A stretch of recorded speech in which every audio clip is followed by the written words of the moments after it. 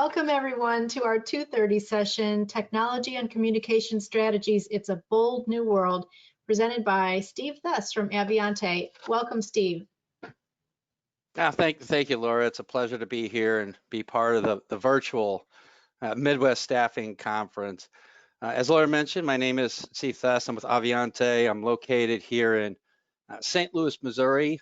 My wife and I have two dogs. Love to be outside running and being on our bikes and just about anything you can do being around a trail. We're happy campers.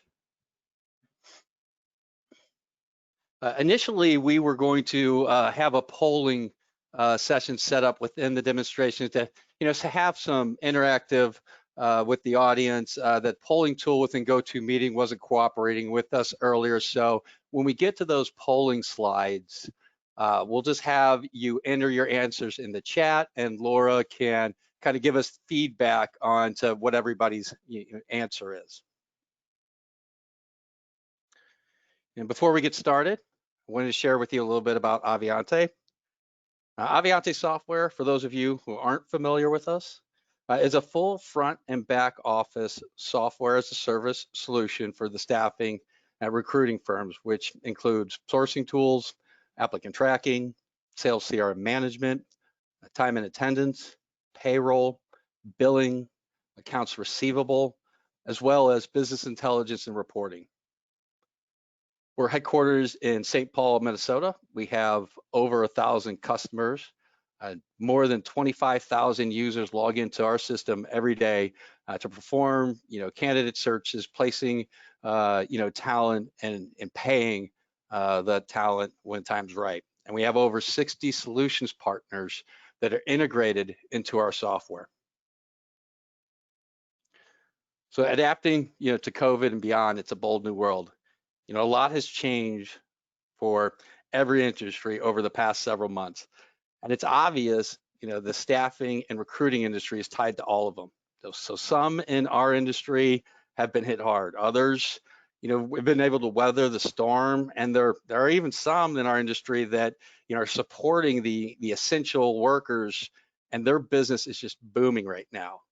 So we've learned a lot about, in a very short time, the abilities and challenges that come with, remote workforces. And this also changes the way we look at and approach our communication strategies as it applies to finding and engaging talent, engaging with our clients, and adapting new technologies. So communication challenges, recently Staffing Hub released some wonderful statistics on the 2020 state of the staffing industry and growth. They segmented the data out into two buckets, growth firms and non-growth firms. As we look at this data, non-growth firms have had a harder time getting a hold of candidates, getting candidates to respond to outreach. They struggle with maintenance and long-term relationships, as well as managing, the candidate experience. So organization leaders, it's important to really challenge sourcing teams and recruiting teams on their communication strategies and incorporate the best technology for that outreach and workflow. If it's not working, you've got to be trying something different. Respond faster, to grow faster. So for the fourth consecutive year, companies that have responded faster led to higher growth rates. So growth firms are responding over 56% of the time in under an hour. In contrast, more than 54% of the non-growth firms, it takes them longer than an hour to respond. So setting response expectations for the team is extremely important.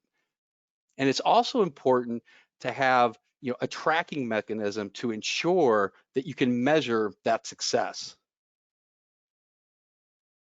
In firms, say using text improves the experience. So all the staffing firms polled agreed with the statements. It improves the candidate and client experience. It improves customer response time, and it improves the overall brand of the firm.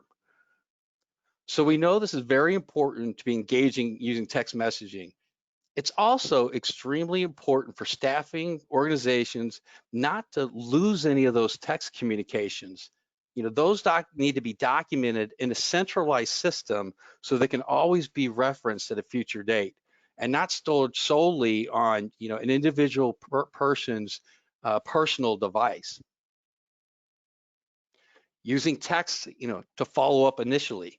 So fast growth firms are 1.5 more likely than the non-growth firms to follow up initially with a text. So following up, initially, staying in contact with active placements, touching base with inactive contacts, scheduling and confirming appointments and interviews with clients, all listed as high-ranking outreach for the growth firms out there.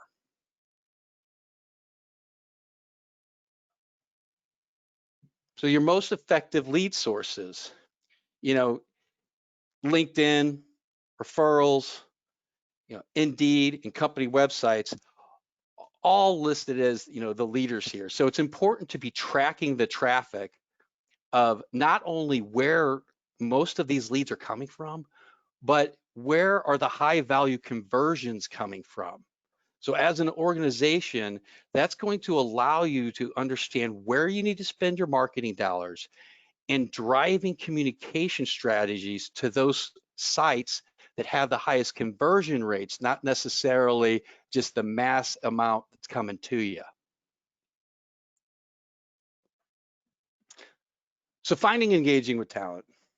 So let's talk about a little bit about those candidates, where they are and how your firm, gets there the quickest, and more importantly, are they responding to you? Is it through, the applicant tracking system, sourcing career sites like CareerBuilder and Monster, social networks, LinkedIn and Facebook, inbound resumes, from your company site? Where are those candidates coming from? It's going to lead into our first polling question. Again, you can use the chat feature within your tool there to answer, where do your recruiters go first when looking for candidates? Is it that applicant tracking system? Is it the sourcing sites, the social networks, or referrals within your own website or teams? And we'll just give 15 seconds or so for people to respond in the chat, and then Laura I'll let you know here in a second. We'll just kick off from there on what you're seeing.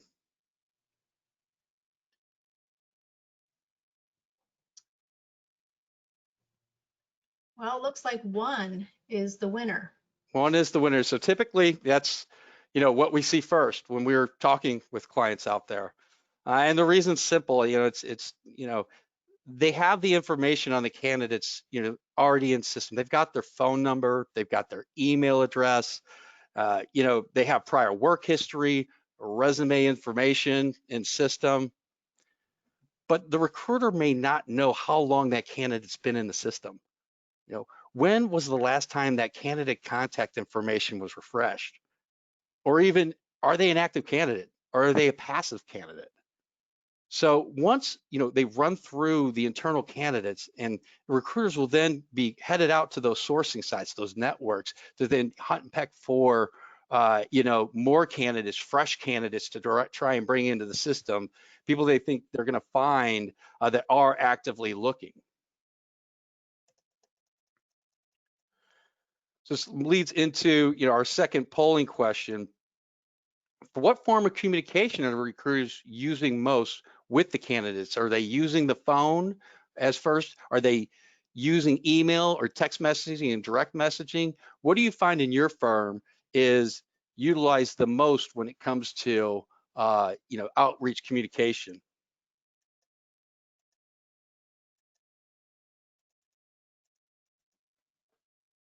I'm seeing a mixture of email and text messaging. Okay, it's very interesting. And some phone, yep. And and generally we find this mix, and again, it's typical, depending on what industry, and the relation of that industry of what's used most. The key is, how are you tracking success of that initial outreach?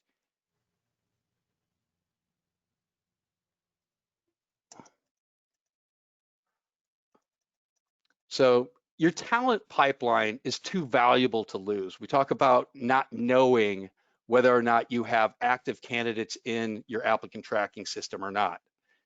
This is why your candidate communication strategy is so important. This graph is just an example, of a drop-off rate within candidate funnel. So obviously you can plug and play your own firm's numbers to analyze your success. But if you have 1,000 candidates and 90% of them are dropping off, leaving you with 100 offers, 20% of those, they don't even start. Additionally, there are others that turn over before the assignment even ends. The talent they don't like their manager, they don't like the assignment. For whatever reason, they leave their assignment early. And redeployment rates in the United States they're somewhere between 5 and 20%. So your most valued asset, that candidate data that you have, is hardly getting maximized. Again, this is why you need to be developing communication strategies for both the active candidates and inactive candidates to understand, where they are in their journey. When looking at a recruiter's daily time spent, the recruiters spend the majority of their day doing data entry work or prospecting for activities, which leaves them very little time to actually have meaningful interactions with the candidates, and building that relationship and building that trust. So as a firm, you need to be asking yourself, how are you going to create and engage meaningful interactions with the candidates? What tools can you put in place to ensure, the recruiters can connect with the candidates along their journey? And how will you determine, the success of your outreach?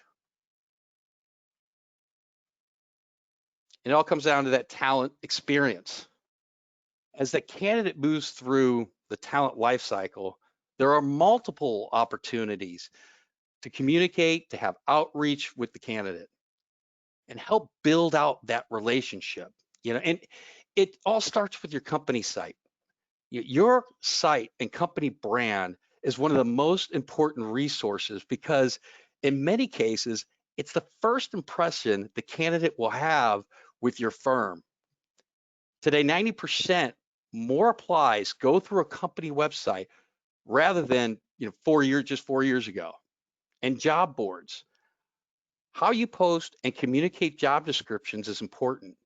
You should be doing A/B testing and tracking, description length and test, rates of success when you're using video job posts as well. Recruiters are using the social sites for connecting. More and more recruiters are utilizing it. There should be a specific cadence when doing this, and it's a great way to engage and stay in contact with both the passive and active candidates that you have in your system. The mobile experience, 85% of candidates are applying via a mobile device. This experience gives an impression of your firm and the investments that you've made. This also means that you need to be nurturing both the candidates and the talent currently on assignment utilizing the texting application, as the data shows. It allows you to have short and quick touch point interactions with the talent and continue to build those relationships. Video interviewing is becoming more and more popular than ever, but a lot of candidates, they don't have good skills when utilizing video interviewing, because it hasn't done a lot in the past.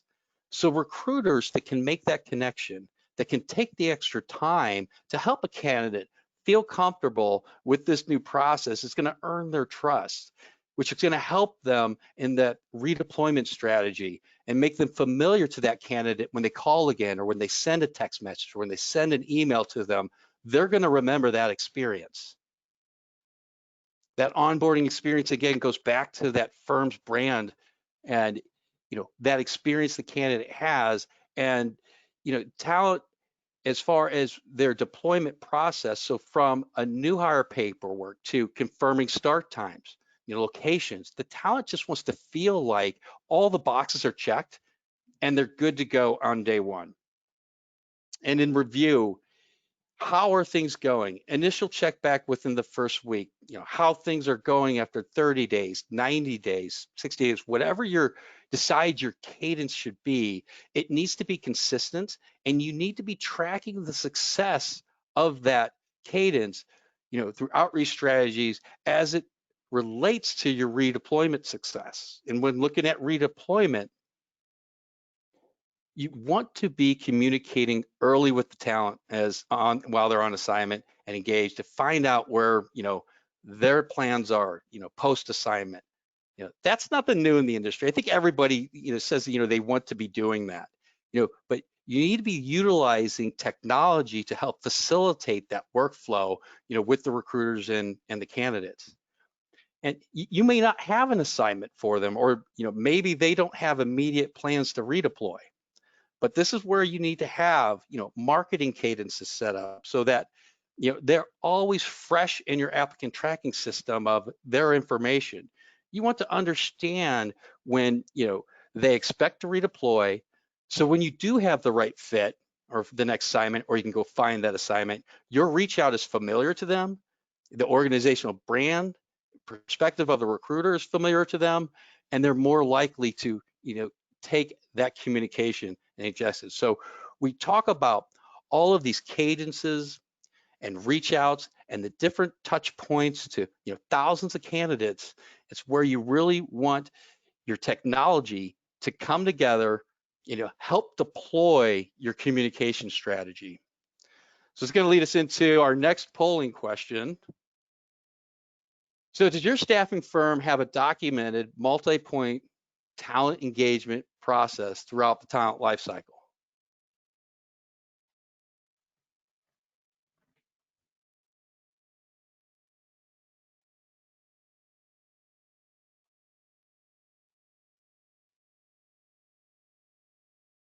I see more yeses than nos on this one.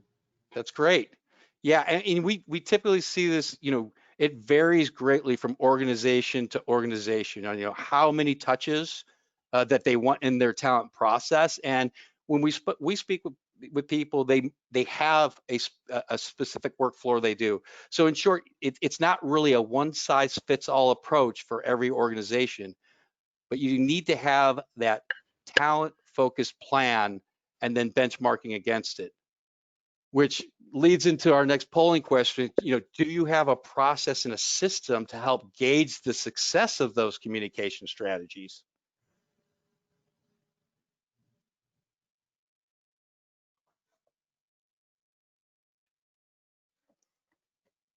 Couple of yeses, one no, yes. Yes, again, more yeses than nos. Great. Yeah, and that's very important. And if you're a firm that is a no, or we really should have a better system there, you should be looking for those types of technologies that can help you and guide you, engage your success in communication strategies. So you may have something that's working for you today, but you may also be able to find other technologies that are out there that could take your game to the next level, if you will. So client engagement. So up to this point, we've been talking a lot about interactions and communications with recruiters and the candidate experience. The same emphasis with regard to communication strategies through client acquisition, account management apply as well. Staffing firms can engage with customers, on social media, email, websites, community forums, and any other space that they're communicating and consuming content. The customer engagement is about encouraging, the customers to interact and share in the experiences they create with them and their brand. And when you execute this strategy well, it's going to build a strong customer engagement, and it will foster brand growth and loyalty and more referrals for more business for your organization. As you work through the top half of your funnel, you have your ideal client profile, you have your vertical segments that you're going after. You want to ensure you've got multiple connections within each target account so that you can create content-rich communications that are meaningful, to that target audience. It's important to be able to track the success of those efforts, because if you're going through it on the front end, you have to be able to track the success on the back end. From account management perspective, scheduling outreach is important, and I know a lot of us are already doing that from an account management perspective, but even again, simple text message just to see how they're doing, checking in, using that, that short technology touch to keep that relationship growing. So engagement success, we talked about the importance of having communication outreach strategies for both candidates and your clients. You want to be building in the KPIs for these communication strategies into the comp plans of your recruiters and account managers, to ensure that you're driving that behavior. It needs to be very clear on what the objective is, for each role. And you have to have the ability for the recruiters and the account managers to see their success. So if they're struggling in an area, it's very clear on how to coach them up based on their KPIs and them meeting their KPIs. It all circles back, to having communication strategies, tracking success, using technology wherever you can to automate those processes, which allows more free up time for the account manager recruiters, to be building relationships and having meaningful conversations, with talent out there. So I have one more fun question for the group before we wrap up. And I wanted to thank everyone for joining the session today. My hope is that you can take, just one or two things here to help your staffing firm, for the remainder of, 2020 and beyond. If you've haven't already downloaded that Staffing Hub 2020 State of Staffing, I highly recommend you do so. There is some great detail and content in there, from industry growth to COVID-19, the impact in the staffing industry, as well as some technology insights.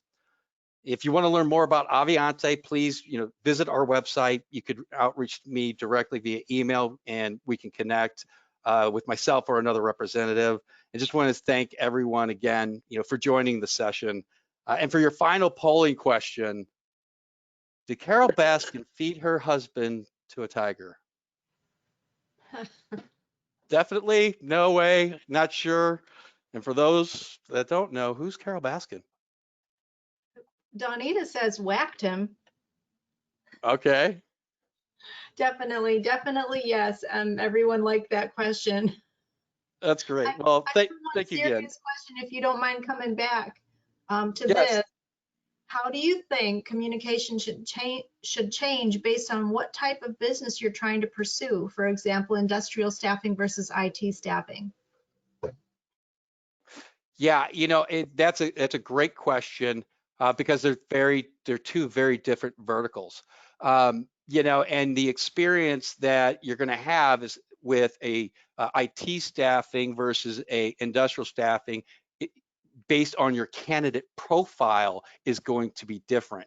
So you may be getting more responses out of a text messages or mass communications out to an industrial profile, if you will, versus if an IT might be more a spearheaded approach in your communication strategy to them, a little bit more detailed. They're going to be looking for kind of the high frills type of engagement, and look at the organization of, how does the website look? Do they have the coolest stuff? Because, they're very engaged in technology, versus somebody that is more on the day labor side, and, they're going to punch a check and come back out. So you're going to want to keep things probably a little more simple on that side. Great. And one final question. What type of content do you think clients find value in?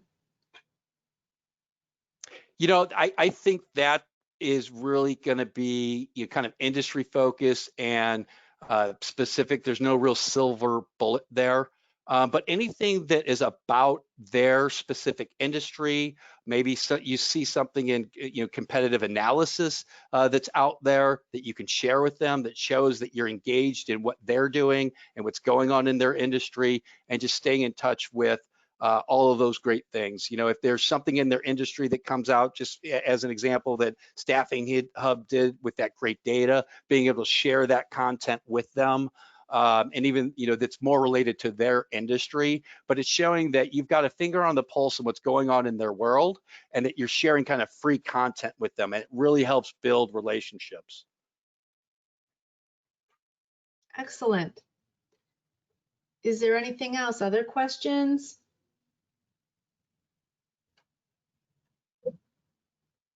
What type of content do you think? Oh, I got that one. No, there are no more questions. Steve, I want to thank you for your time. It was an excellent presentation. I invite all of you to come on back at 3:30 for Staffing Always Comes Back Stronger, presented by Madison Resources. Thank you again, Steve and Avionte. Thank you. Have a great day.